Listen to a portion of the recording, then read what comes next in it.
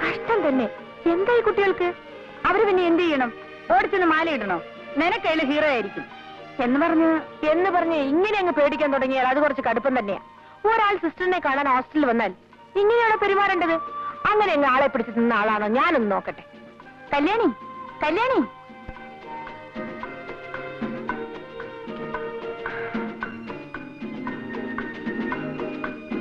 നീലിമയുടെ ചേട്ടനല്ലേ?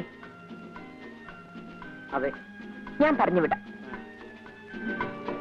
Hi, നല്ല ആള്.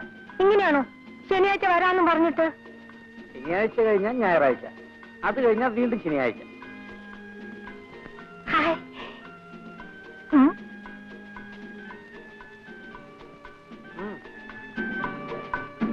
Thanks.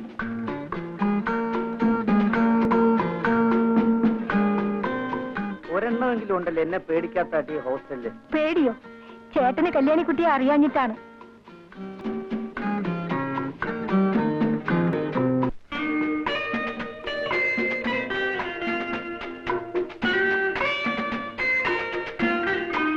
ഇവരൊക്കെ ആരാ? ഹിപ്പികളാണെന്ന് തോന്നുന്നു. ടൂറിസ്റ്റുകളാ.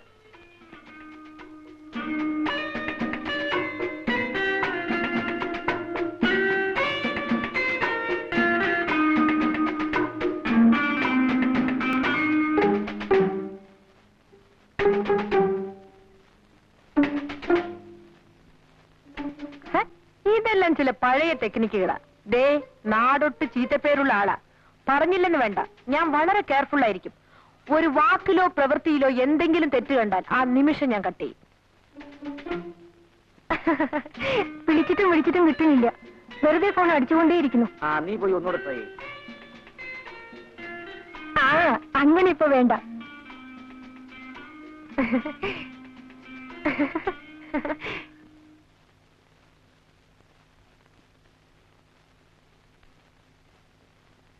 എന്തൊരു കിടപ്പാടി ഇത്?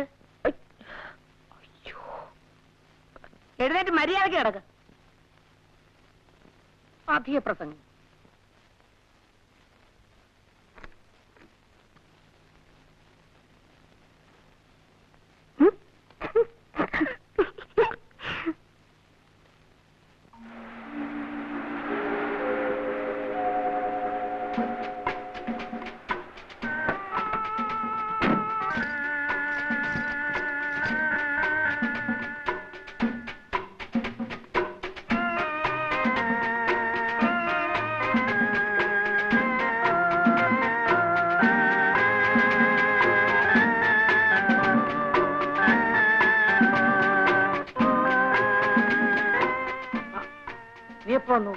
ഇന്നലെ പരീക്ഷ കഴിഞ്ഞു. ഇതെല്ലാം തിരക്കാൻ ഇന്നെങ്കിലും ഒരാൾ എത്തിയല്ലോ. ധൃതി വെക്കണ്ട, നിന്റെ എല്ലാ കാര്യങ്ങളും നോക്കാൻ ഒരാളെ ഞാൻ ഉടനെ ഉണ്ടാക്കി തരാം. ചേട്ടാ,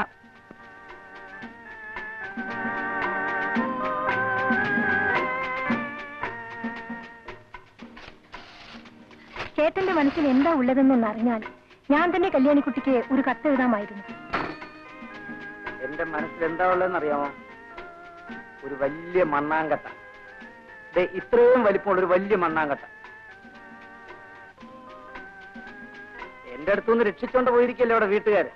എന്താ വേണ്ടെന്ന് വെച്ചാൽ ചെയ്യട്ടെ. കുറെ പെൺകുട്ടികളുടെ കൂടെയാണ് എനിക്ക് അടുത്ത വർഷവും അവിടെ താമസിക്കേണ്ടത്. എന്റെ പേരും പറഞ്ഞ് അങ്ങനെ ആരും അഭിമാനിക്കണ്ട. ആരും തലപൊക്കി നടക്കാനെങ്കിലും ഒന്ന് സമ്മതിച്ചാൽ മതിയായിരുന്നു.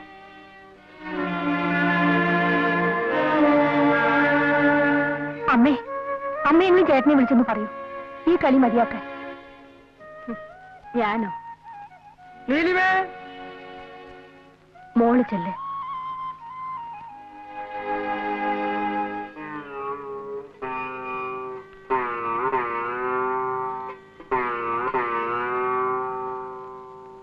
ഞാൻ പറഞ്ഞാൽ നീ അതനുസരിക്കും. അച്ഛൻ പറഞ്ഞതാണല്ലോ എന്ന് കരുതി. പക്ഷേ അവനോട് ഇത് പറയാൻ എനിക്ക് അധികാരമില്ല. രണ്ടാനച്ഛന് സ്ഥാനമേ ഉള്ളൂ എന്ന് മനസ്സിലാക്കുന്നുണ്ട്. ഞാൻ അവനോടൊന്നും പറയാറില്ല. അത് പേടിച്ചിട്ടൊന്നും അല്ല. വേണ്ട, ആരും പറയണ്ട. എന്താ താമസ്? ജീരകവെള്ളം റെഡിയായിരുന്നില്ല. മോളെ, ഇന്ന് അച്ഛന്റെ കൂടെ ഇരുന്ന് ഊണ് കഴിക്കണം. വേണ്ട, ഞാൻ നമ്മുടെ കൂടെ ഒന്ന് ഊണ് കഴിച്ചോളാം.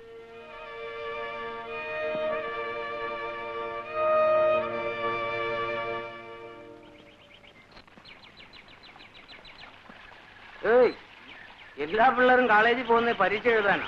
ഈ നാട്ടിൽ ചില പെൺപിള്ളേര് പരീക്ഷ എടുക്കുമ്പോ മുലക്കുപ്പി അന്വേഷിക്കില്ല പണി. എടോ, തന്റെ ഒരു കാലേ പൊട്ടിയിട്ടുള്ളൂ, അടുത്ത കാലും കൂടി. അവരോടൊന്നും സംസാരിക്കാൻ നിൽക്കണ്ട.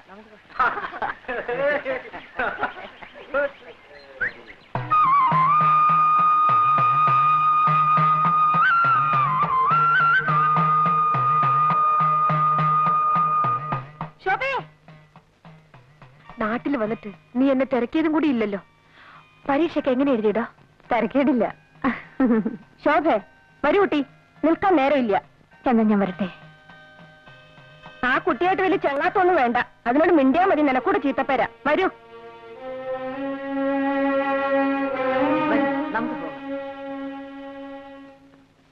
ഈ ലക്ഷ്മിയടത്തേക്ക് വേറെ പണിയൊന്നുമില്ലേ? ദിവസം ഇത് എന്നെ ജോലി. കാശിക്ക് പോകുമ്പോ സാധുക്കൊക്കെ കൊടുക്കാലോ. ഒരു 101 രൂപയെങ്കിലും ആയിട്ടാവട്ടെ. അതെ അതെ, എന്നും ഇങ്ങനെ കാശി രാമേശ്വരം എന്ന് പറഞ്ഞിരുന്നോളൂ. കല്യാണമൊക്കെ കഴിഞ്ഞ് സുഖമായിട്ട് ജീവിക്കുന്നതിന് പകരം. അതിനൊക്കെ ഒരു തലയിലെടുത്ത് വേണ്ടേ കുട്ടി?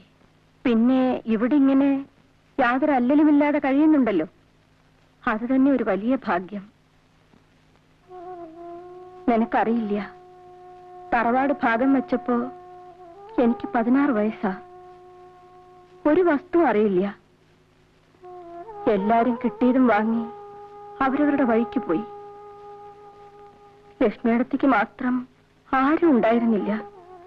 അമ്മയില്ല, അച്ഛനുമില്ല.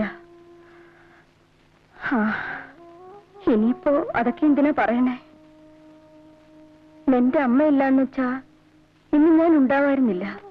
ലക്ഷ്മിയടുത്തി കിടന്നുറങ്ങേ, എനിക്ക് ഉറക്കം വരുന്നു.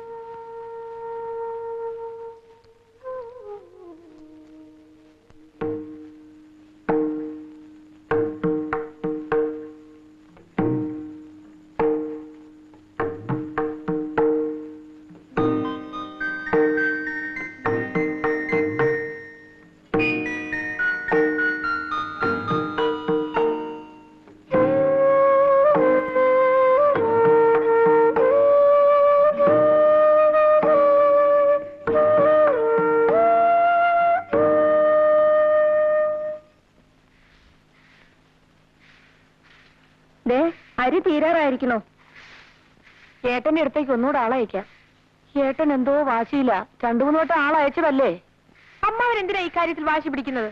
നമ്മുടെ കൃഷി എന്നുള്ളത് നമുക്കല്ലാതെ പിന്നെ ആർക്കാ? തരാൻ പറയണമ്മേ. നിന്നോട് ചോദിച്ചില്ല. കുട്ടികളെ പോലെ സംസാരിച്ചാ മതി കേട്ടോ. എന്റെ ഗുരുവായൂരപ്പ, ഏട്ടൻ ഇങ്ങനെ തുടങ്ങിയാ നമ്മൾ എന്താ ചെയ്യാ? പുള്ളിക്കാരൻ ലീവ് കിട്ടാതെ നിന്ന് കുഴയായിരുന്നു. അവസാനം ഞാൻ അങ്ങ് പൊക്കിയെടുത്തോണ്ട് പോന്നു. ഇതാണോ ക്യാപ്റ്റൻ? ഇച്ചിരി കൊമ്പമീശ കൂടി ആകാമായിരുന്നു. നോക്ക്, അമ്മാവുണ്ട്. വാ. പണ്ടത്തെ കാലത്ത് മിലിറ്ററി എന്ന് പറഞ്ഞാൽ പേടിയാ. മിലിറ്ററിക്കാരന്റെ കൂടെ പെണ്ണിനെ അയക്കില്ല. അന്നൊക്കെ ഒരു പട്ടാളക്കാരന്റെ ജാതകം കൊണ്ട് കൊള്ളാവുന്ന ഒരു തറവാട്ടിൽ കയറി ചെല്ലാൻ ഞാൻ പേടിച്ചിട്ടുണ്ട്. ഇപ്പൊ പിന്നെ അല്ല, അവിടത്തേക്ക് അറിയാവുന്ന കാര്യം തന്നെയാണല്ലോ. IAS, ഡോക്ടർ, മിലിറ്ററി ഓഫീസർ, ഇതൊക്കെ കഴിഞ്ഞ ബാക്കിയുള്ളവർക്കൊക്കെ ഡിമാൻഡ് ഉള്ളു. ഇതാ കുട്ടി. ഈ ഒരു കല്യാണവും കൂടി അങ്ങ് നടന്നാൽ ഇവിടത്തേക്ക് ഇനി മരുമോളുകെട്ടിയായിട്ട് വേറെ ആരുമില്ല. എന്താ? അതെ. ഞാനിപ്പോ വരാം.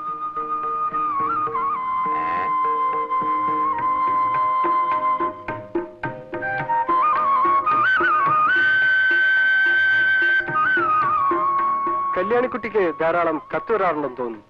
മുമ്പൊക്കെ വെക്കേഷനിൽ വീട്ടിൽ വന്നാൽ കത്തിന്റെ ബഹളമായിരുന്നു. ഇപ്പൊ ഫ്രണ്ട്സിനെല്ലാം എനിക്ക് എഴുതാൻ പേടിയാ. പിന്നെ ചിലരൊക്കെ എഴുതും. കുട്ടിക്ക് അത്തയ്ക്കാൻ ഫ്രണ്ട്സ് എന്തിനാ പേടിക്കുന്നത്? അതങ്ങനാ. അതെന്താ അങ്ങനെ? ഒന്നും പറയണ്ട. ഞാനൊരാളുമായി അല്പം ഇഷ്ടത്തിലായി. അപ്പോഴേക്കും ലോകം മുഴുവൻ എതിരായി. ഞാനെല്ലാം കേട്ടു. ഓ, അതിലൊന്നും കാര്യമില്ല. ഒരു പെൺകുട്ടിക്ക് ഒരാണിനോട് ദേഷ്യമാണെന്ന് പറഞ്ഞു എല്ലാവർക്കും സന്തോഷം. അതെ. അതേസമയം ഒരു പെണ്ണ് ആണിനോട് ഇഷ്ടമാണെന്ന് പറഞ്ഞാൽ എല്ലാവർക്കും സംസാരിക്കാൻ വിഷയമായി. അവിടെ ഭയങ്കര ക്രൈം ചെയ്തു പോലെ. എന്താ ശരിയല്ലേ? ആ, ഏതായാലും ഞാൻ തെറ്റുകാരിയായിപ്പോയി. ഇനി അത് മാറ്റിയെടുക്കണമെങ്കിൽ പ്രഭു തന്നെ കല്യാണം കഴിച്ചാലേ ഒക്കൂ. ആരാണി പ്രഭു? അറിയില്ലേ, എന്റെ കാമുകൻ. നിങ്ങൾ തമ്മിൽ ഇപ്പോഴും കത്തെഴുതാറുണ്ട്? അങ്ങോട്ടുണ്ട്, മറുപടി കിട്ടിയിട്ടില്ല. വന്നേ, അയാൾ വേറെ പെമ്പിള്ളേരെ വേറെ പോയി കാണും എന്ന് തന്നെയാ എനിക്കും തോന്നുന്നത്. ആളൊരു... എനിക്കൊന്നും കേൾക്കണ്ട. എനിക്കറിയേണ്ടത് കല്യാണിക്കുട്ടിക്ക് എന്നെ ഇഷ്ടമായോ എന്ന് മാത്രമാണ്. ഇഷ്ടക്കേടൊന്നുമില്ല, പക്ഷേ നിങ്ങൾ ഏത് തരക്കാരനാണെന്ന് അറിഞ്ഞില്ലല്ലോ ഇതുവരെ. മനസ്സിലായില്ല. മദ്യപിക്കുമോ, സിഗരറ്റ് വലിക്കുമോ, മറ്റു ചില പെൺകുട്ടികളായിട്ട് എന്തെങ്കിലും ഇടപാടുണ്ടോ, അങ്ങനെ എന്തെല്ലാം അറിയാനുണ്ട്. ഇതൊന്നുമില്ല. ഒരുപക്ഷെ മദ്യപിക്കാത്ത ഒരേ ഒരു മിലിറ്ററി ഓഫീസറായിരിക്കും ഞാൻ. അതുപോലെ സ്മോക്കിംഗ്. പ്രഭുവിന് ഇതെല്ലാം ഉണ്ട്. കള്ള് കുടിക്കും, സിഗരറ്റ് വലിക്കും, പിന്നെ... എക്സ്ക്യൂസ് മീ, ഞങ്ങൾക്ക് പോകാൻ സമയമായി.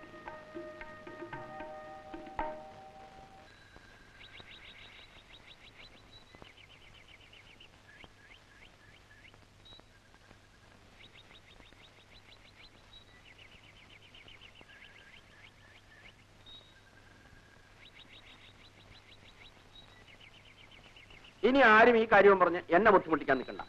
ഈശ്വര, മുഖത്ത് കയറി വന്ന ശ്രീദേവിയായിരുന്നു. ശ്രീദേവി അത്ര ഈ മൂശയായിട്ട് ഇരിക്കുന്നിടത്ത് എങ്ങനെയാണ് ഈ ശ്രീദേവി കയറി വരിക? അവരെന്താ പറഞ്ഞത്? എന്ത് പറയാൻ, ഇത് നടക്കില്ല അത്ര തന്നെ. കാര്യം എന്താണെന്ന് എനിക്ക് അറിയാൻ പാടില്ല, അറിയാനോട്ട് താല്പര്യവുമില്ല. നിനക്കറിഞ്ഞിട്ട് വളരെ നിർബന്ധമാണെങ്കിൽ ഈ മൂശയായിട്ടോട് ചോദിച്ചു നോക്ക്, അവരെന്തൊക്കെയാ പറഞ്ഞ് ധരിപ്പിച്ചു വെച്ചിരിക്കുന്നത്.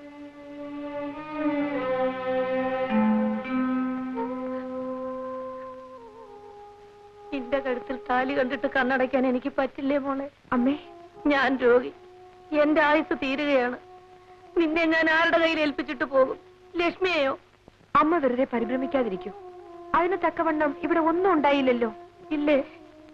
അമ്മേ, എനിക്ക് മിലിറ്ററിക്കാരനെ കല്യാണം കഴിക്കാൻ ഇഷ്ടമല്ലമ്മേ. അതെന്താ?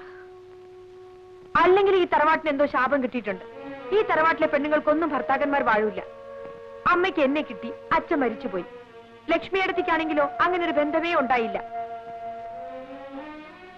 പിന്നെ വല്ല യുദ്ധവും വന്ന് എന്റെ മിലിറ്ററിക്കാരൻ ഭർത്താവ് അങ്ങ് മരിച്ചുപോയാലോ? പിന്നെ പിന്നെ അമ്മ വെറുതെ വിഷമിക്കാതിരിക്കും. അമ്മ ഒന്ന് കിടക്കും. വരൂ അമ്മേ, വാ.